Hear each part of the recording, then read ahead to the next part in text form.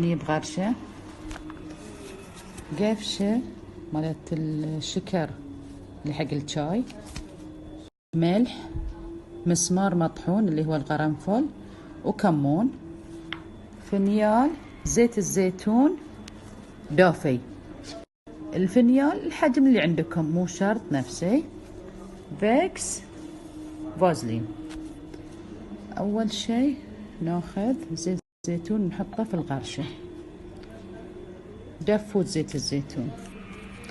عقب ناخذ هذي نحطه كله داخل.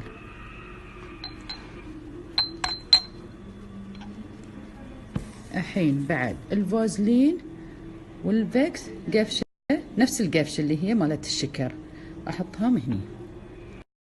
شوفوا قفشة متروسة فازلين، ونفس الشي قفشة فيكس، كله نفس القفشة مالت الشكر مالت الشاي. شوفوها كله نفس الشي، تخلطونهم عدل زين. وبيمد بس ياخذ له وقت لين يمد. انا عندي الخلطة براويكم اياها شلون استوت، بس خل اخلط هذي. شوفوا لين خلطته يصير كذي، بس تخلونه يمد يصير كذي بيمد. لا تقولوا ما بيمد، بيمد ترى ما ينكل وبتروحون تاكلونه. تخيلوا تبلعونه تاكلونه الطوارئ سيد اسم الله عليكم. لا، شو تسوون الحين؟ تاخذون كمية كذي من الخلطة تمسحون فيه قاعد تريدكم الله يعزكم، وتلبسون دلق. يفضل في الليل.